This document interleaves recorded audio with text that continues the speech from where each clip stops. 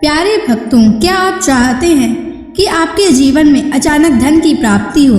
क्या आपके पैसे की कमी के कारण महत्वपूर्ण कार्य रुके हुए हैं? तो आज आप सही वीडियो पर आए हैं, क्योंकि आज हम आपको माँ लक्ष्मी का एक ऐसा अचूक और अद्भुत मंत्र बताने वाले हैं, जिस मंत्र के नियमित 108 बार जाप करने मात्र से ही अचानक धन प्राप्ति के योग बनते हैं, भाग्य का उदय होता है और रुके हुए काम पूरे होते हैं। व्यापार और नौकरियों में नई संभावनाएं खुलती हैं। बस आपको माँ लक्ष्मी के इस मंत्र का जाप करना है और पूरी श्रद्धा के साथ करना है। इस मंत्र को अधूरा ना छोड़ें। इस मंत्र का जाप पूरे 108 बार करें और जब भी आप इस मंत्र का जाप करें तो इस वीडियो को अपने मोबाइल फोन पर या स्पीकर पर चलाकर सुनें, ताकि आप माँ लक्ष्मी के इस मंत्र का जाप बिना किसी विघ्न के पूरा कर सकें। और माँ लक्ष्मी की असीम कृपा और उनके आशीर्वाद प्राप्त करने के लिए इस वीडियो को लाइक और चैनल को सब्सक्राइब जरूर कर दीजिए और कमेंट बॉक्स में जय माँ लक्ष्मी अवश्य लिख दीजिए। तो चलिए भक्तों, मंत्र का जाप करना प्रारंभ करते हैं। ओम ह्रीं श्रीं महालक्ष्मै नमः। दन्तं मे देहि द्रव्या स्वाहा। ओम ह्रीं श्रीं महालक्ष्मै नमः। दन्तं मे देहि द्रव्या स्वाहा। ओम ह्रीं श्रीं महालक्ष्मै नमः। दन्तं मे देहि द्रव्या स्वाहा। ओम ह्रीं श्रीं महालक्ष्मै नमः। दन्तं मे देहि द्रव्या स्वाहा। ओम ह्रीं श्रीं महालक्ष्मै नमः। दन्तं मे देहि द्रव्या स्वाहा। ओम ह्रीं श्रीं महालक्ष्मै नमः। दन्तं मे देहि द्रव्या स्वाहा। ओम ह्रीं श्रीं महालक्ष्मै नमः।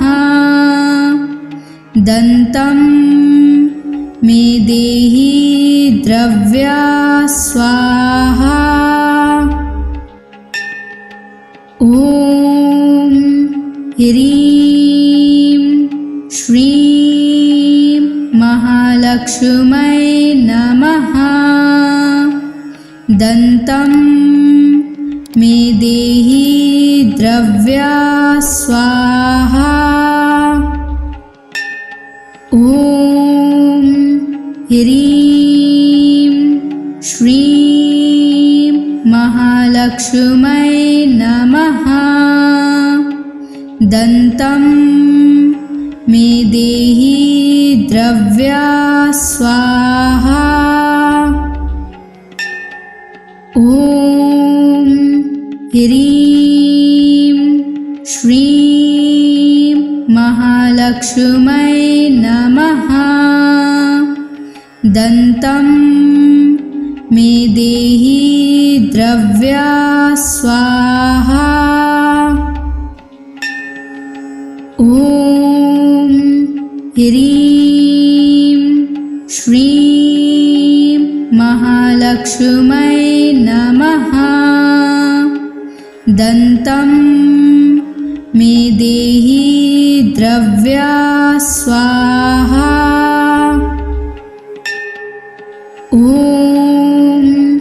ह्रीं श्रीं महालक्ष्मै नमः। दन्तं मे देहि द्रव्या स्वाहा।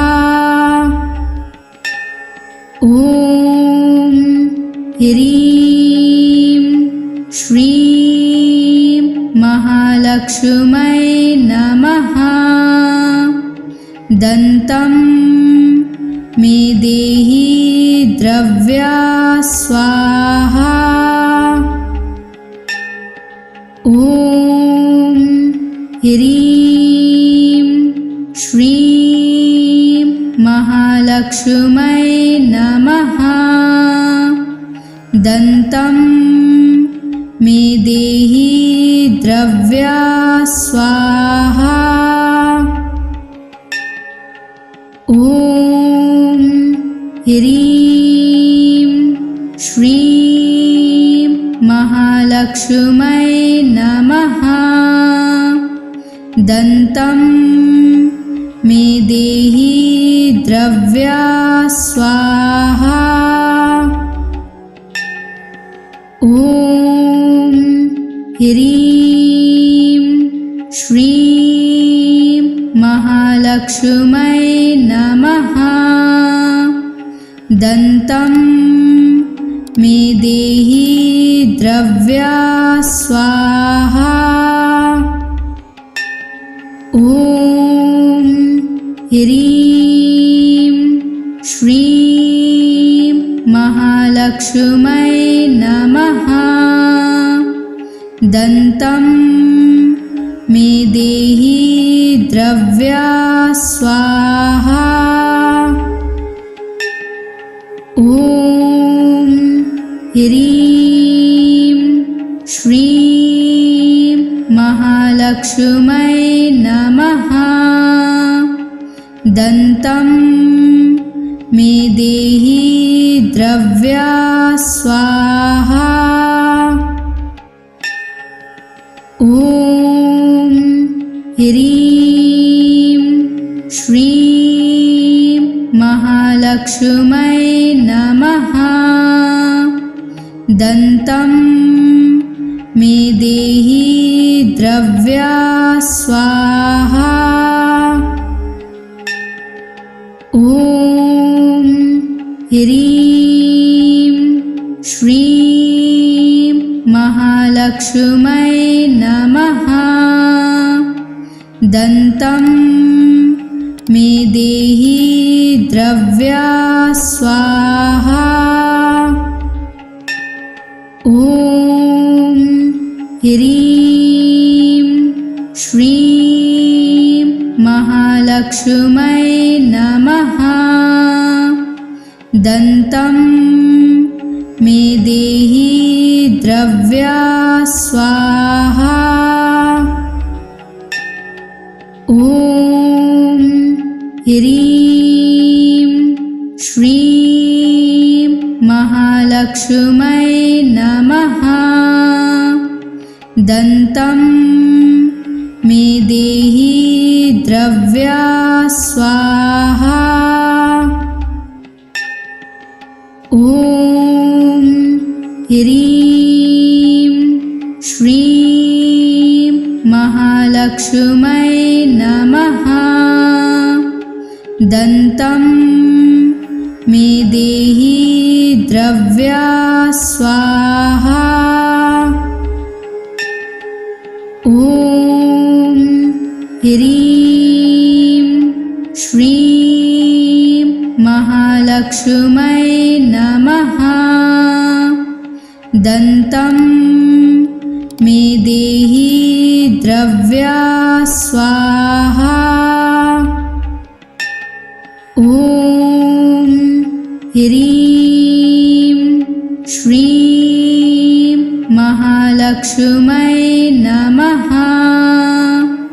दन्तं मे देहि द्रव्या स्वाहा। ॐ ह्रीं श्रीं महालक्ष्मी महालक्ष्मै नमः। दन्तं मे देहि द्रव्या स्वाहा। ॐ ह्रीं श्रीं महालक्ष्मै नमः। दन्तं मे देहि द्रव्या स्वाहा।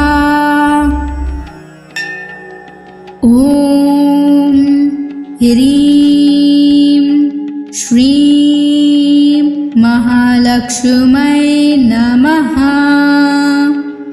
दन्तं मे देहि द्रव्या स्वाहा। ॐ ह्रीं श्रीं महालक्ष्मै नमः। दन्तं मे देहि द्रव्या स्वाहा। ॐ ह्रीं श्रीं महालक्ष्मै नमः। दन्तं मे देहि द्रव्या स्वाहा। ॐ ह्रीं श्रीं महालक्ष्मै नमः। दन्तं मे देहि द्रव्या स्वाहा। ॐ ह्रीं श्रीं महालक्ष्मै नमः। दन्तं मे देहि द्रव्या स्वाहा। ॐ ह्रीं श्रीं महालक्ष्मै नमः। दन्तं मे देहि द्रव्या स्वाहा। ॐ ह्रीं श्रीं महालक्ष्मै नमः।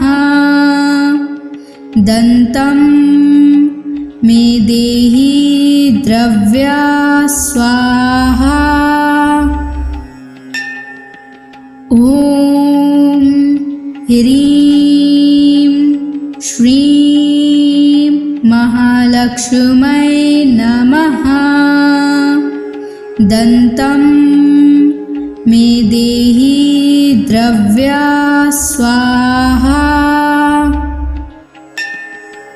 ॐ ह्रीं श्रीं महालक्ष्मै नमः। दन्तं मे देहि द्रव्या स्वाहा। ॐ ह्रीं श्रीं महालक्ष्मै नमः। दन्तं मे देहि द्रव्या स्वाहा। ॐ ह्रीं श्रीं महालक्ष्मै नमः। दन्तं मे देहि द्रव्या स्वाहा। ॐ ह्रीं श्रीं महालक्ष्मै नमः। दन्तं मे देहि द्रव्या स्वाहा। ॐ ह्रीं श्रीं महालक्ष्मै नमः। दन्तं मे देहि द्रव्या स्वाहा। ॐ ह्रीं श्रीं महालक्ष्मै नमः। दन्तं मे देहि द्रव्या स्वाहा। ॐ ह्रीं श्रीं महालक्ष्मै नमः। दन्तं मे देहि द्रव्या स्वाहा। ॐ ह्रीं श्रीं महालक्ष्मै नमः। दन्तं मे देहि द्रव्या स्वाहा। ॐ ह्रीं श्रीं महालक्ष्मै नमः। दन्तं मे देहि द्रव्या स्वाहा। ॐ ह्रीं श्रीं महालक्ष्मै नमः। दन्तं मे देहि द्रव्या स्वाहा। ॐ ह्रीं श्रीं महालक्ष्मै नमः। दन्तं मे देहि द्रव्या स्वाहा। ॐ ह्रीं श्रीं महालक्ष्मै नमः। दन्तं मे देहि द्रव्या स्वाहा। ॐ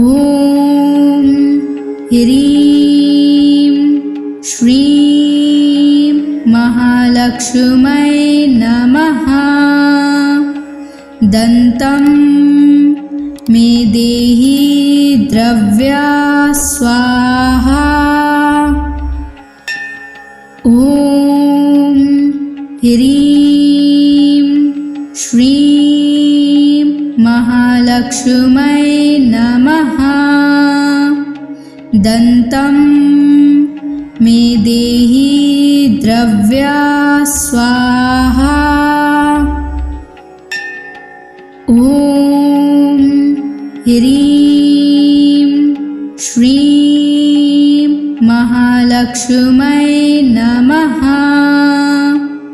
दन्तं मे देहि द्रव्या स्वाहा। ॐ ह्रीं श्रीं महालक्ष्मै नमः। दन्तं मे देहि द्रव्या स्वाहा। ॐ ह्रीं श्रीं महालक्ष्मै नमः। दन्तं मे देहि द्रव्या स्वाहा। ॐ ह्रीं श्रीं महालक्ष्मै नमः। दन्तं मे देहि द्रव्या स्वाहा। ॐ ह्रीं श्रीं महालक्ष्मै नमः। दन्तं मे देहि द्रव्या स्वाहा।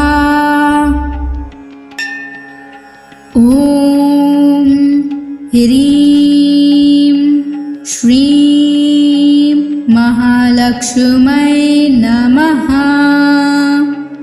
दन्तं मे देहि द्रव्या स्वाहा। ॐ ह्रीं श्रीं महालक्ष्मै नमः। दन्तं मे देहि द्रव्या स्वाहा। ॐ ह्रीं श्रीं महालक्ष्मै नमः। दन्तं मे देहि द्रव्या स्वाहा। ॐ ह्रीं श्रीं महालक्ष्मै नमः। दन्तं मे देहि द्रव्या स्वाहा। ॐ ह्रीं श्रीं महालक्ष्मै नमः। दन्तं मे देहि द्रव्या स्वाहा। ॐ ह्रीं श्रीं महालक्ष्मै नमः। दन्तं मे देहि द्रव्या स्वाहा। ॐ ह्रीं श्रीं महालक्ष्मै नमः। दन्तं मे देहि द्रव्या स्वाहा। ॐ ह्रीं श्रीं महालक्ष्मै नमः। दन्तं मे देहि द्रव्या स्वाहा। ॐ ह्रीं श्रीं महालक्ष्मै नमः। दन्तं मे देहि द्रव्या स्वाहा। ॐ ह्रीं श्रीं महालक्ष्मै नमः। दन्तं मे देहि द्रव्या स्वाहा। ॐ ह्रीं श्रीं महालक्ष्मै नमः। दन्तं मे देहि द्रव्या स्वाहा। ॐ ह्रीं श्रीं महालक्ष्मै नमः। दन्तं मे देहि द्रव्या स्वाहा। ॐ ह्रीं श्रीं महालक्ष्मै नमः।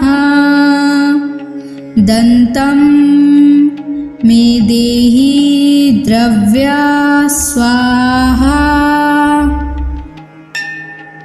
ॐ ह्रीं श्रीं महालक्ष्मै नमः।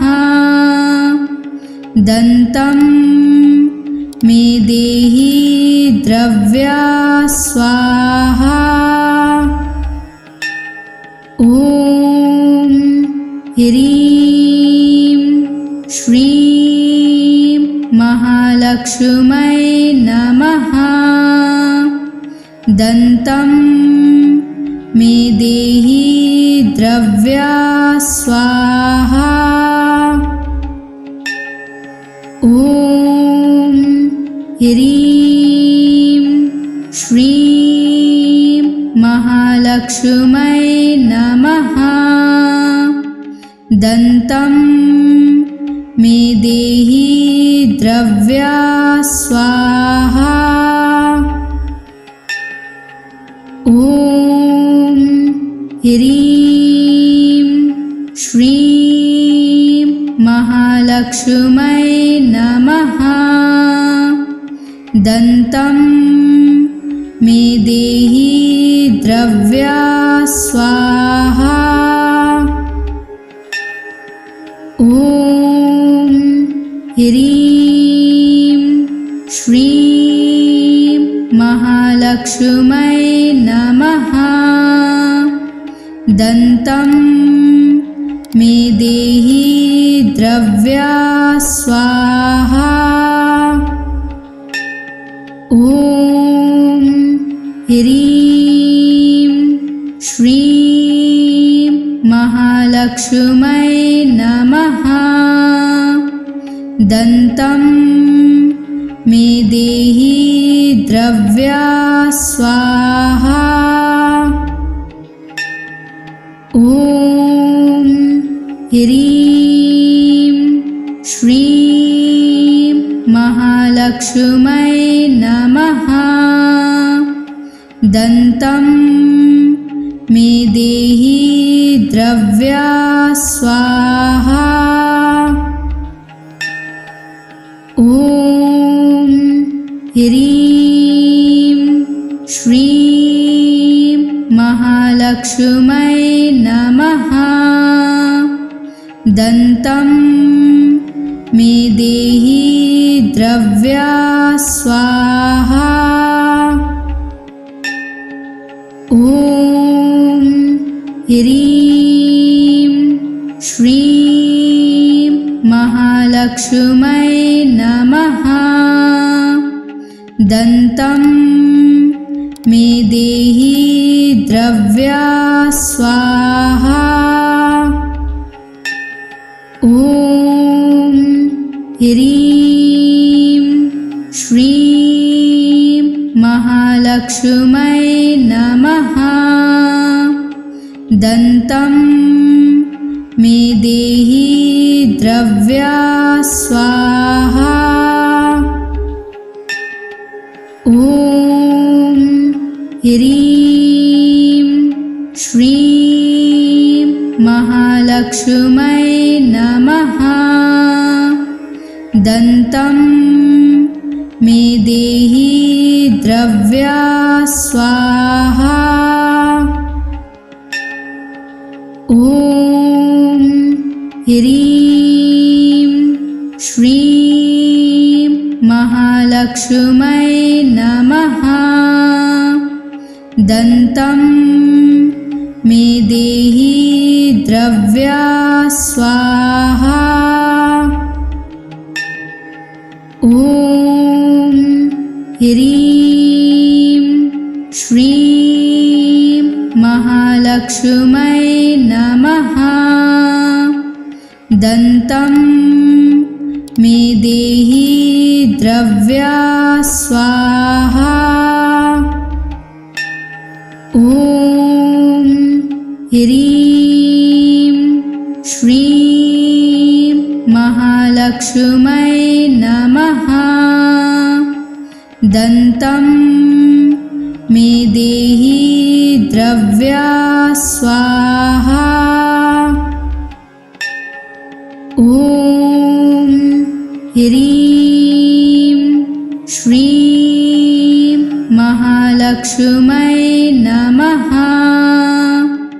दन्तं मे देहि द्रव्या स्वाहा।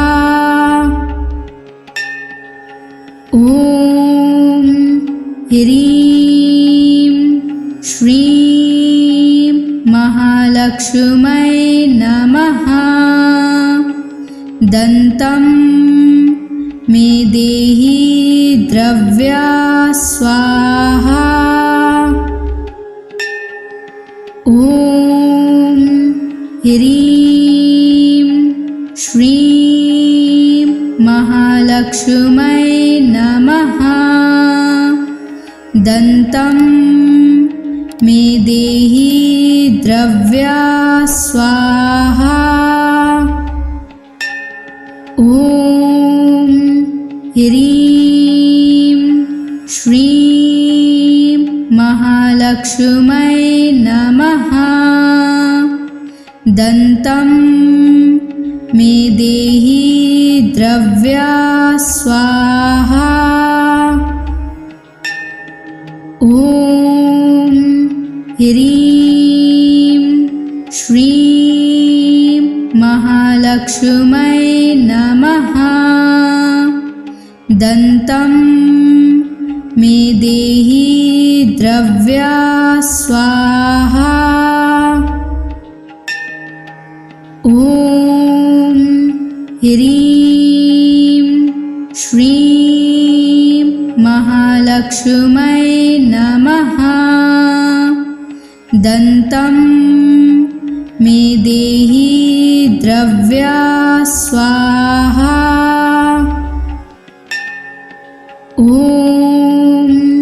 ह्रीं श्रीं महालक्ष्मै नमः। दन्तं मे देहि द्रव्या स्वाहा। ॐ ह्रीं श्रीं महालक्ष्मै नमः। दन्तं मे देहि द्रव्या स्वाहा। ॐ ह्रीं श्रीं महालक्ष्मै नमः। दन्तं मे देहि द्रव्या स्वाहा। ॐ ह्रीं श्रीं महालक्ष्मै नमः। दन्तं मे देहि द्रव्या स्वाहा।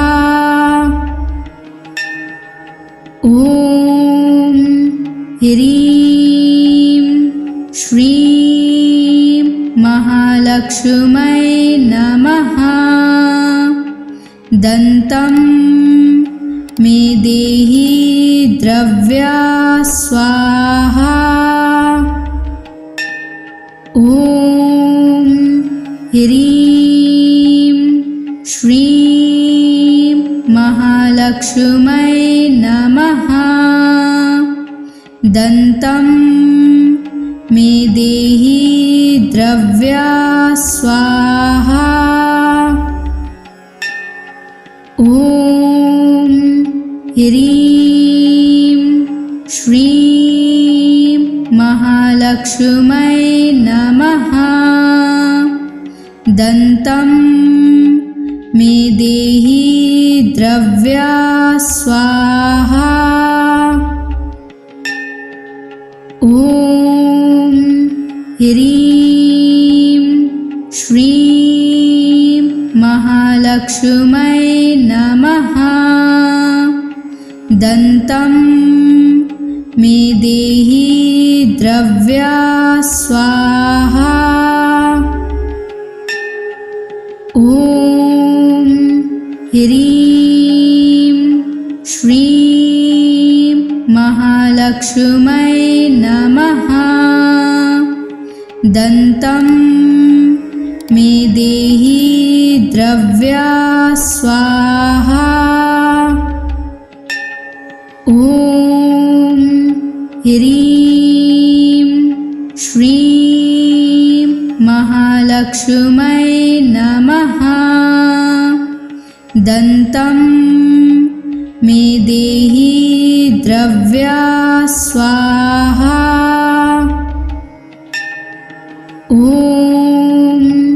ह्रीं श्रीं महालक्ष्मै नमः। दन्तं मे देहि द्रव्या स्वाहा। ॐ ह्रीं श्रीं महालक्ष्मै नमः। दन्तं मे देहि द्रव्या स्वाहा। ॐ ह्रीं श्रीं महालक्ष्मै नमः। दन्तं मे देहि द्रव्या स्वाहा। ॐ ह्रीं श्रीं महालक्ष्मै नमः। दन्तं मे देहि द्रव्या स्वाहा। ॐ ह्रीं श्रीं महालक्ष्मै नमः। दन्तं मे देहि द्रव्या स्वाहा। ॐ ह्रीं श्रीं महालक्ष्मै नमः। दन्तं मे देहि द्रव्या स्वाहा। ॐ ह्रीं श्रीं महालक्ष्मै नमः। दन्तं मे देहि द्रव्या स्वाहा। ॐ ह्रीं श्रीं महालक्ष्मै नमः। दन्तं मे देहि द्रव्या स्वाहा।